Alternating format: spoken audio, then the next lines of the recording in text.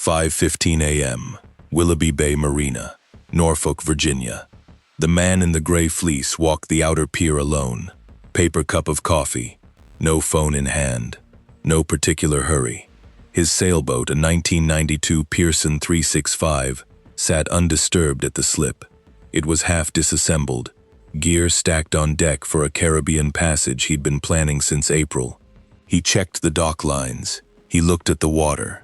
He stood at the end of the pier for approximately 3 minutes, long enough for the first gray light to begin separating the horizon from the bay surface. A man doing what men at marinas do at that hour. Nothing remarkable. 17 minutes later, his phone went dark. The wallet stayed on the chart table. The coffee cup was found at the end of the pier, sitting upright on a piling. No camera covered the outer dock. No witnesses saw him leave. The marina's gate log showed his keycard at 5:13, and nothing after. The piling where the coffee cup sat was 11 feet from the water's edge.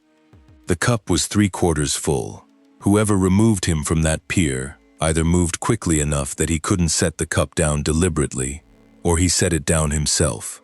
A small act of orientation. A man leaving a mark he had no way of knowing would matter. Norfolk PD opened a missing adult file at noon that day. Standard, unremarkable. A retired Navy captain, 45. No apparent enemies. No financial distress on record. No indication of self-harm. The case went into a queue. What the missing adult file didn't capture was that the man who walked off that pier was not just a retired sailor with a refit project. He was a former P-8 Poseidon mission commander whose final operational tour covered Caribbean and Gulf of Mexico maritime patrol. His specific expertise, acoustic signature correlation and subsurface contact tracking in the shallow water approaches north of Cuba. And 18 days later, FBI hostage rescue team operators would breach a locked structure on a sealed creek off the outer banks of North Carolina, find him alive, and begin unraveling a foreign intelligence operation that had been embedded in the Virginia Tidewater area for nearly 3 years. The case would hinge on a charter pilot who signed a logbook he wasn't supposed to sign, but that comes later. Captain Roy Whitcomb had retired from the United States Navy the previous April, effective after 22 years of commissioned service. His final assignment was mission commander aboard P-8 Poseidon maritime patrol aircraft operating from Naval Air Station Jacksonville. His coverage area, for the last 3 years of that tour, was the Caribbean Basin and the Gulf of Mexico, specifically the arc of water between the Yucatan Channel and the Windward Passage. That coverage area had grown significantly more complex in the months before his retirement. The USS Nimitz Carrier Strike Group was conducting sustained operations in the Caribbean Basin as part of a rotational presence tied to increased U.S.-Cuba surface and subsurface contacts. The patrol patterns Whitcomb had flown, the specific sensor packages, the timing of passes, the acoustic baselines his crews had built, were operationally sensitive, not classified above what a retired officer would retain in memory, but precise enough to be useful to someone trying to understand American maritime surveillance coverage in that region. His daughter, Lieutenant Commander Ainsley Whitcomb, was still flying those same P-8 patrol patterns out of NAS Jacksonville. Active duty, current. What the people who took Roy Whitcomb from the pier understood was that a retired father with current operational knowledge and a daughter still inside the pattern was a leverage point. They had been watching the marina for at least 6 weeks. Federal investigators would later document that in the surveillance record. 2 individuals, later identified from the parking lot footage, had visited the marina on 4 separate occasions between late August and early October. They arrived at different times on each visit, in different vehicles. They never approached the slips. On 2 occasions, they used the marina's public restroom facility and departed without interacting with staff. On a 3rd occasion, one of them purchased a bottle of water from the marina's vending machine. They were dressed unremarkably, casual weekend marina traffic, the kind of background presence that no one notices because there is nothing to notice. The parking lot camera, which did cover their visits, captured partial plate numbers on 2 of the vehicles. Those plates would not become meaningful until investigators already knew what they were looking for. The 4th visit, on October 9th, was different. One individual walked to the edge of the parking lot, where it met the gate to the outer docks, and stood there for approximately 4 minutes.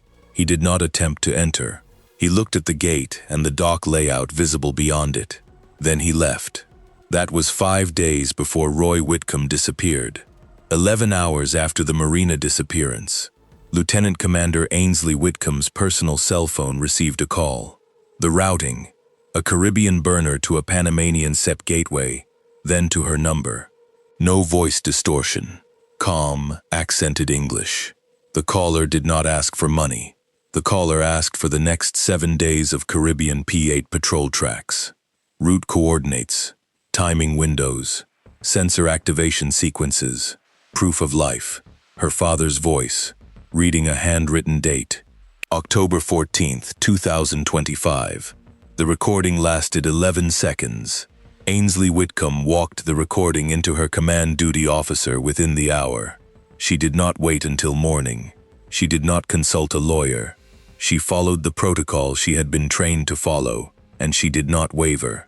What that decision cost her, what it means to hand a recording of your father's voice to a duty officer and trust the system that trained you, is not something the case file documents. The case file documents only that she complied within the hour, 47 minutes, specifically, from when she received the call. She has not given public interviews about those 47 minutes. FBI Norfolk and the State Department's Diplomatic Security Service opened a joint extortion case under the Foreign Agent Statute before sunset that evening. The investigation's first problem was geography. The pier where Roy Whitcomb disappeared had no usable camera coverage. The marina's system covered the parking lot and the fuel dock. The outer slips, where his Pearson sat, were blind. Cell tower data placed his phone active at the marina until 5:32 a.m., then dark. No outgoing calls, no data. The phone simply stopped transmitting. The technical interpretation of that pattern, active until 5:32, then a complete cessation without a powered-off signal, was consistent with a device that had been destroyed or placed inside a Faraday-shielded container. The difference between those two explanations mattered. A destroyed phone meant someone who was moving quickly and not planning to return. A shielded container meant someone who understood electronic surveillance and was operating methodically. The investigation's early working assumption was the latter. FBI technical analysts ran the tower data against registered vessels that departed the bay between 4:30 and 7 a.m. 11 vessels logged out through the Chesapeake Bay Bridge Tunnel Authority. 4 were commercial, 7 recreational. 3 of the 7 had AIS transponders that could be cross-referenced. The other 4 were running without AIS, which was legal for vessels under their class, but useful if you did not want to be tracked. 12 days of surveillance on those 4 vessels produced nothing. DSS, working the foreign agent angle, ran the Panamanian SIP gateway against known Cuban intelligence tradecraft. The routing was consistent with DI, the Dirección de Inteligencia, Cuba's foreign intelligence service. But consistent was not evidence. The gateway had been activated 48 hours before the call and abandoned 2 hours after. The burner number traced to a disposable purchased at a pharmacy in Freeport, Bahamas. Dead end. During those first 9 days, the task force interviewed 19 marina staff and slipholders. None of them had seen anything. One slipholder, 2 berths down from Whitcomb's Pearson, reported that he had heard a brief sound around 5:20 that he had attributed to a dock line shifting against a piling. He had not looked out. He had gone back to sleep. He spent considerable time in his interview establishing that he had no reason to have looked out, which is almost certainly true, and which is the kind of detail that follows a person. The task force requested Whitcomb's financial records, his phone records going back 18 months, and his known social contacts. Nothing surfaced a threat. His retirement had been uncomplicated. He had been to his daughter's change of command ceremony in March. He had attended a reunion at NAS Jacksonville in June. He had driven to Annapolis in September to purchase a new GPS chart plotter for the refit. He had a regular Thursday evening poker game with 4 other retired officers, all of whom were interviewed, and none of whom flagged anything unusual in his demeanor in the weeks before October 14th. One of those poker players, a retired surface warfare officer named Dennis Cray, told investigators that Whitcomb had mentioned being followed about 3 weeks before the disappearance. He had described it, according to Cray, as a feeling rather than a specific observation. A car that seemed familiar, a man at a gas station who looked at him for slightly too long. Whitcomb had apparently treated it as a retired officer's reflex paranoia rather than operational concern. He had not reported it. Cray had not thought to mention it until the investigator's third question. That sequence, the feeling, the dismissal, the disappearance, is the kind of detail that counterintelligence professionals describe as the surveillance signature of a professional team. A professional team does not get made, but sometimes the target feels something without being able to articulate what they felt. The professional bet is that the target will dismiss the feeling. Roy Whitcomb dismissed it. They were right. Here is what strikes this account as genuinely sobering about the early phase of this case. 3 separate federal investigative threads, Norfolk PD's missing adult file, FBI's extortion case, and DSS's foreign agent inquiry, were each generating data, but for the first 9 days, none of that data converged on a location. They knew what had happened. They knew approximately why. They did not know where Roy Whitcomb was. 17 days is a long time for a man in captivity. Every investigator on the case understood the arithmetic. The break came from a direction no one had modeled. On day 11, FBI analysts ran a secondary review of the marina's parking lot footage, going back 8 weeks. This was not the first review of that footage. Investigators had pulled it within 48 hours of the disappearance for the immediately preceding days. The secondary review expanded the window and specifically flagged individuals who appeared more than once in the lot without an apparent slip-holder registration on record. That search returned 6 individuals. 5 were explained through mundane means: a contractor doing work on a neighboring vessel, a realtor who had shown a listed boat to 3 different prospective buyers, and so on. The 6th individual appeared on 3 separate dates, each time at different hours, each time departing within 15 minutes without entering the gate. The parking lot camera captured a consistent physical description: male, medium build, wearing different clothing on each occasion, and on one visit, a partial vehicle plate. The partial plate returned a Virginia-registered commercial van owned by a landscaping company operating out of Virginia Beach. The landscaping company was registered to a woman named Patricia Olave. DSS ran her name and found nothing of investigative interest. She had operated the business legitimately for 11 years. When agents contacted her, she confirmed that the van had been loaned to an employee for personal use on 2 of the 3 dates in question. The employee had left the company in September. His name was listed in the company records as Andres Castellano. The address he had provided at hire was a room in a shared house in Chesapeake. The room had been vacated, the house's other residents confirmed, sometime in the 2nd week of October. Castellano's name did not appear in federal immigration records. The Social Security number he had used for employment paperwork belonged to a man who had died in 2017 in Arizona. The lead was real, but it pointed to a man who had already disappeared, and it did not tell investigators where Roy Whitcomb was being held. It confirmed that the surveillance of the marina had been methodical, and that the people who conducted it had taken care to leave clean exits. But it did not produce a location. The investigation was working hard and moving slowly, and the days were accumulating. Owen Halvis was a charter pilot based out of Dare County, North Carolina. He flew a Cessna 172, primarily whale-watching overflights and aerial photography, for real estate brokers working the Outer Banks vacation market. On the morning of October 23, 2025, 9 days after the disappearance, Halvas refueled at a small, unmarked grass airstrip 12 miles southwest of Kitty Hawk. The strip had no published identifier, no ATIS, no tower. It appeared on sectional charts as a private agricultural field. Halvas had used it twice before because the bulk avgas tank there was cheaper than Dare County Regional, and the owner had never objected. What was different at 4:12 a.m. on October 23rd was a transaction already in progress when Halvas arrived. 3 40-gallon drums of 100 low-lead aviation fuel. 2 men loading them into the back of a covered pickup. Payment in folded 20s, counted out in the headlamp light. The man signing the fuel log did not know the airstrip's informal call sign, a single 3-letter designator that every regular user knew, because the owner used it for radio calls on the common traffic advisory frequency. The man signed a name that Halvas could not read.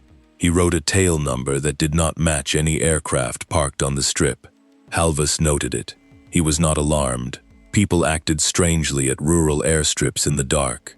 He fueled his Cessna and left. He would describe the 2 men later as unremarkable. One was heavyset, wearing a canvas jacket. The other was lean, and kept his back partially turned throughout the transaction. Neither acknowledged Halvas beyond a brief glance when his vehicle pulled in. The pickup was a dark-colored domestic model, possibly a Ford, extended cab. He did not record the plate because he had no reason to. He thought briefly about whether he should say something to the airstrip owner, then decided it was not his business, and flew his first whale-watching client of the day at 7:15 a.m. That afternoon, he posted a note about the transaction in his Regional Pilot Association's forum, a text channel, semi-private, mostly used for airspace advisories and hangar talk. He described the drum purchase, the cash, the wrong call sign. He was curious whether anyone else had used the strip recently, and whether the owner had started a side business, selling fuel by the drum. An FBI signals intelligence contractor monitoring aviation-adjacent communication channels, a program running under a standing counterintelligence collection authority, flagged the post within 90 minutes. The post moved up the chain in under 2 hours. The strangest part of this case, even looking back at it now, is that the entire investigation pivoted on a forum post about a fuel purchase. Not a wiretap, not a surveillance asset, not a controlled informant. A pilot, wondering about a weird transaction, posted to a hobby channel. That is the kind of detail that keeps analysts honest about what they can predict and what they cannot. FBI cross-referenced the airstrip location against cell tower pings from the 2 weeks following the disappearance. One tower, a rural telecommunications relay southeast of the strip, had logged intermittent pings from an unregistered IMSI in the days immediately following October 14th. The pings were brief and irregular, consistent with the device being powered on for short intervals, then shut off.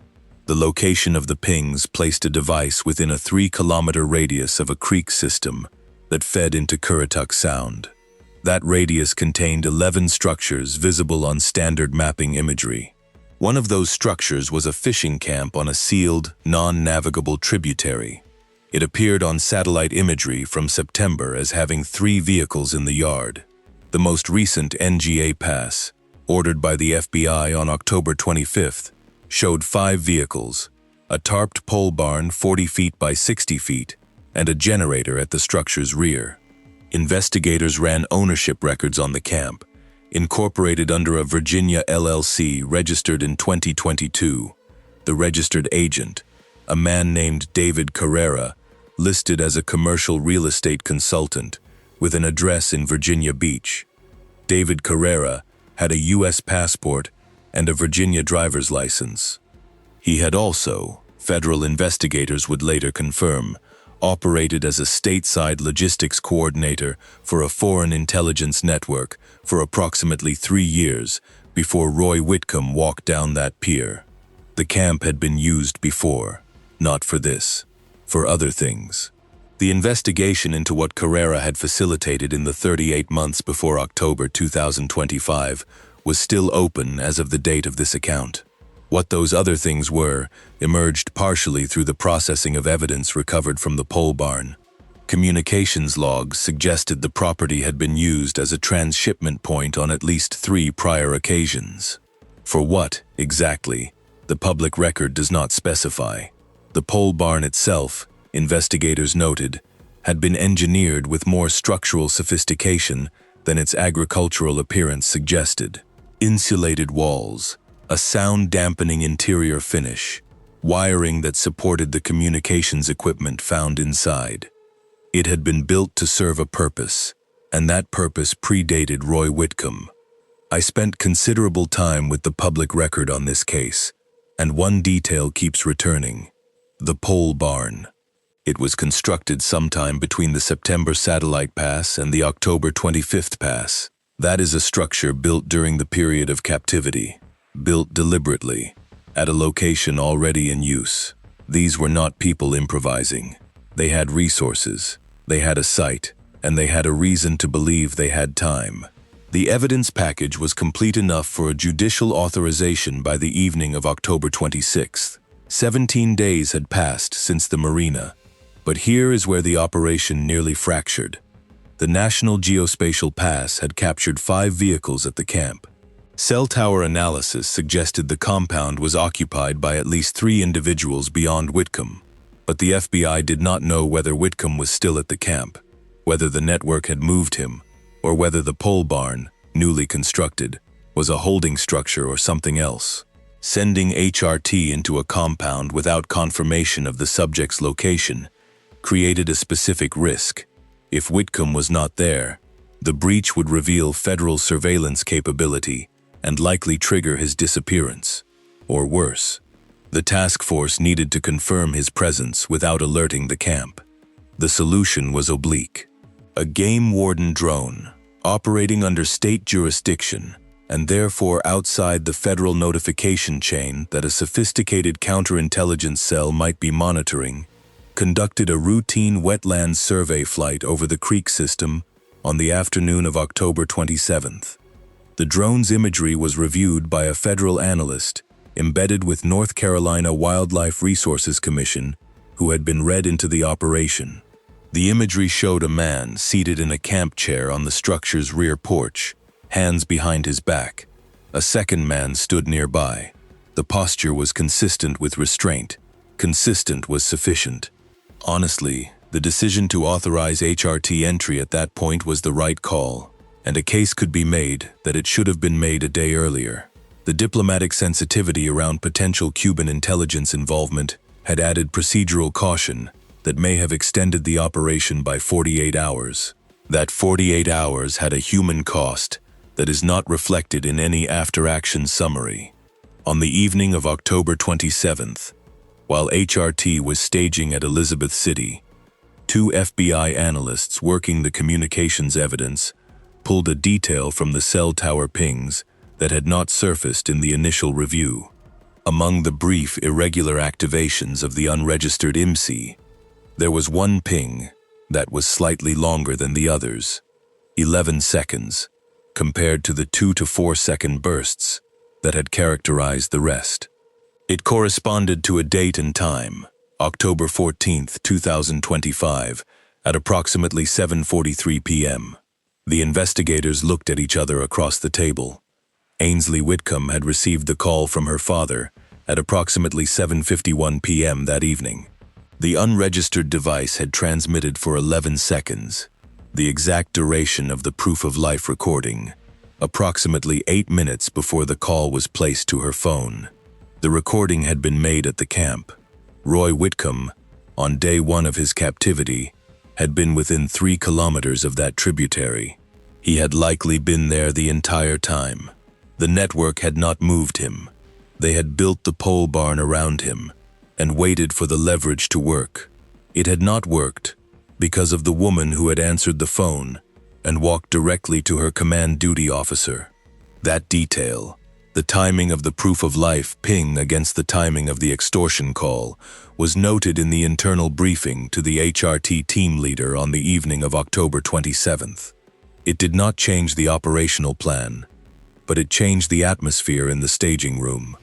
The subject had been at that location from day one. He had been there for 17 days. They knew where he was. They were going in. FBI hostage rescue team deployed from Quantico to a forward staging point near Elizabeth City, North Carolina, on the evening of October 27th. 12 operators, 2 tactical vehicles, coordination with DSS agents who would handle the foreign national processing in the event of arrest. The operational brief was specific. The structure had 1 primary entry point and 2 secondary exits. The creek to the north was non-navigable and provided natural containment. The pole barn was designated a secondary objective, breach only after the primary structure was secured and the subject confirmed. The breach was planned for first light, 4:58 a.m., October 28, 2025, day 18. At 4:53 a.m., a generator at the camp came online, unexpected, not on the surveillance baseline. The HRT team leader made a decision in under 90 seconds. Compress the timeline, move at 4:55 instead of 4:58, 3 minutes. The generator had been scheduled. For what purpose, investigators would not determine until later that day, and if the camp occupants were moving to an alert posture, waiting for scheduled first light meant losing the initiative. The team moved at 4:55. The breach lasted less than 4 minutes. What the team found in the main structure: 2 men, one identified as a Honduran national traveling on a falsified Mexican passport, the second identified as a Colombian national, also traveling on falsified documentation. Both documents traced to a production facility in Havana, linked to the Dirección de Inteligencia. A third individual, David Carrera, the U.S. citizen, the network's stateside fixer, was found in the pole barn, which had been converted into a secondary operations room with communications equipment, encrypted storage devices, and documentation that investigators would spend the following weeks processing. Roy Whitcomb was found in a locked room in the structure's interior. He was alive. He was restrained. He was dehydrated. The attending EMT later documented acute dehydration and conditions consistent with prolonged confinement. There was a single window in the room, high on the wall and covered with plywood. A cot, a bucket, a plastic gallon jug of water that was nearly empty. Whoever had been responsible for his basic care had been adequate enough to keep him alive, and not much more than that. He had lost approximately 14 pounds during 18 days of confinement, the hospital would later document. HRT was on him for less than 4 minutes before he was moved to a medevac vehicle. He did not speak during the extraction. He nodded once when the team leader said his name. He was transported to Centara Norfolk General Hospital.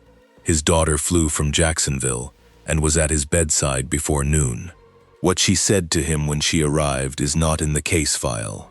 Neither is what he said to her. Those are the 18 days between what the record shows and what it cannot hold. DSS confirmed the identity of the 2 foreign nationals within 72 hours of the breach. The falsified Mexican passports had been produced using a template linked to at least 4 other documents recovered in separate federal counterintelligence operations over the preceding 2 years. 2 of those operations were in different federal districts. One was overseas.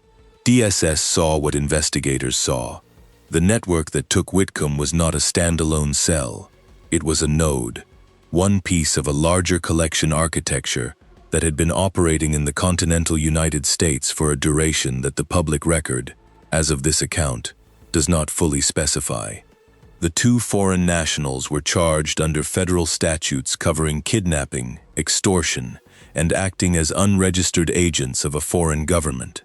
The Honduran national, traveling as Marcos Delgado according to his falsified document, was also charged with conspiracy to obtain national defense information. The Colombian national faced parallel charges. David Carrera, the U.S. citizen, was charged with kidnapping conspiracy, facilitating the operation of a foreign intelligence network on U.S. soil, and obstruction.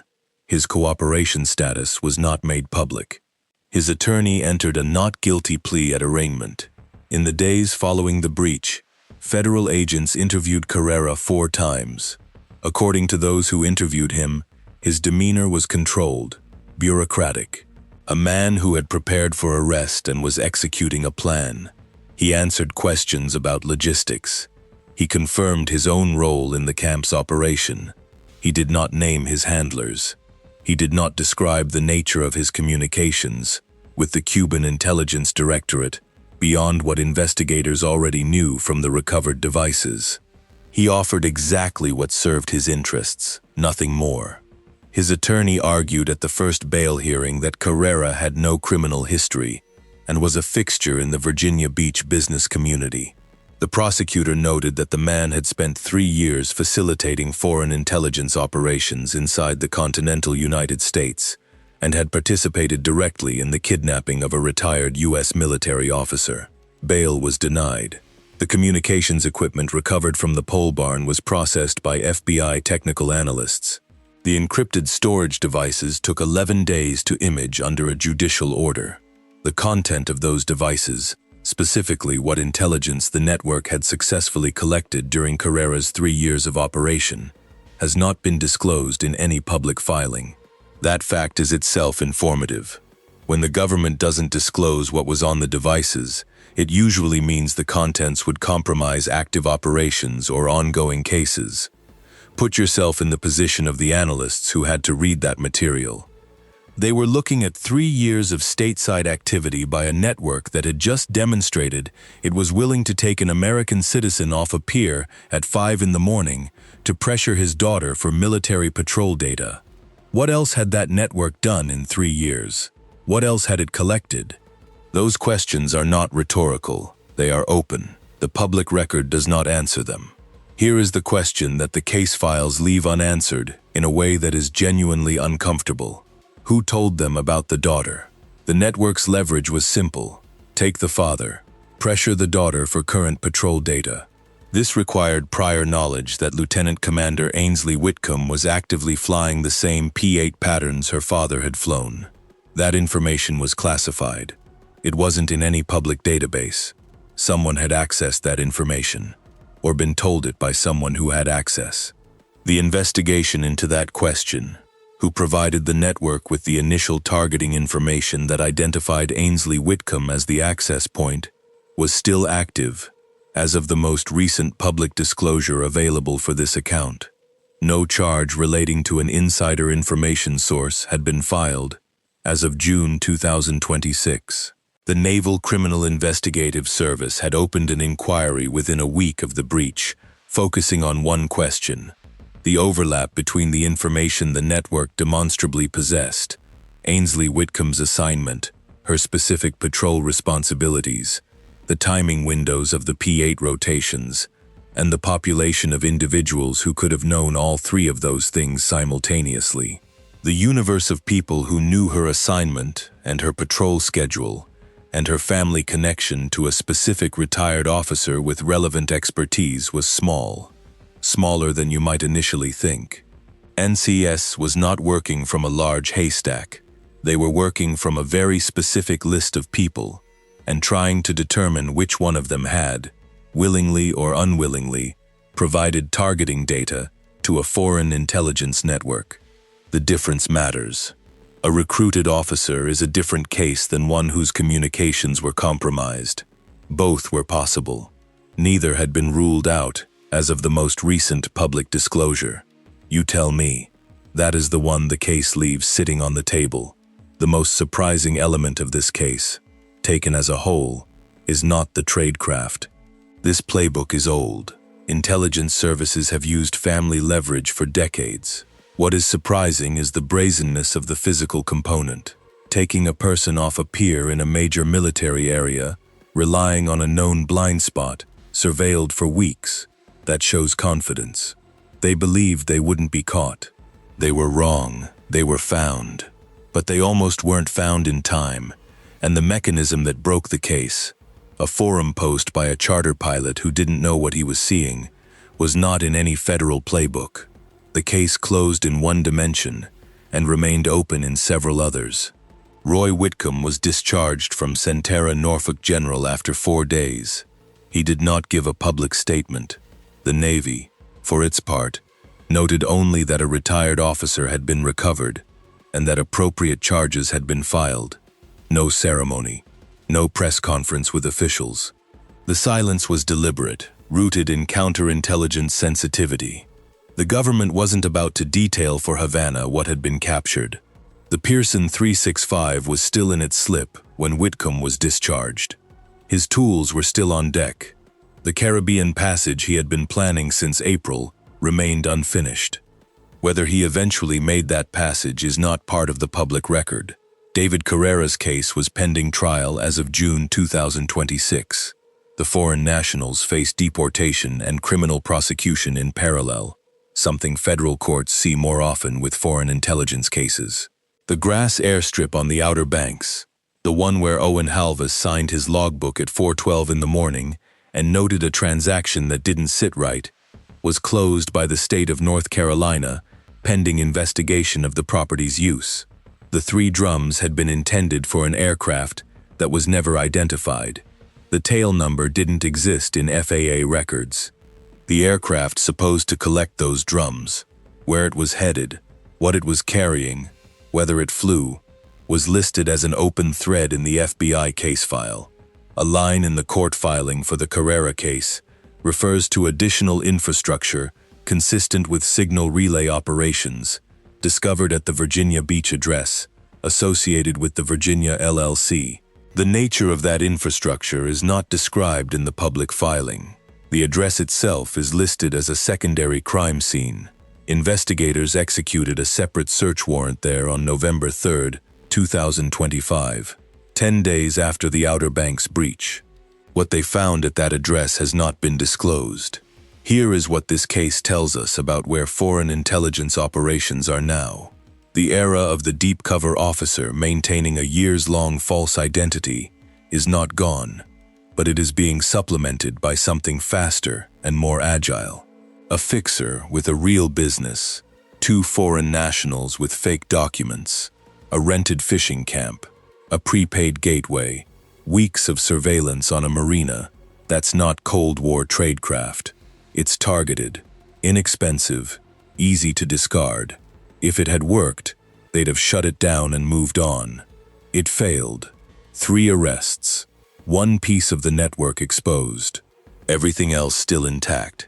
The cell was dismantled. Who authorized it? Who tasked it? Who received the intelligence? What other cells are running? None of that's in the public record. Will operations of this type become more frequent as U.S.-Cuba tensions increase in the Caribbean basin? Based on the architecture this case exposed, the honest answer is probably yes. If you have followed the broader pattern of foreign intelligence activity along the Eastern Seaboard, you likely already know which direction the evidence points. The 3 captured individuals left a trail only because one of them signed a logbook he did not understand. The network had been operating in Tidewater for 3 years. No public trail until October 2025. That is the number that deserves to stay with you. Not 18 days. Not 4 minutes. 3 years. The cell was active for 3 years before it took a man off a pier. And the pier is where it made its first visible error. What they were doing in those 36 months. What they collected. What they passed on. That's never been made public. And maybe never will be. Roy Whitcomb returned to the marina in December 2025. One witness, another slipholder, reported seeing him at the pier in the early morning, coffee in hand, looking at the boat. The dock lines were still tied, the way he had left them. He untied them, retied them the way he preferred, and went below. No investigation is complete while the source of the initial targeting intelligence remains unidentified. No rescue fully closes the file while the question of what was collected for 3 years remains unanswered. The pier is quiet again. The demand that created this operation still exists.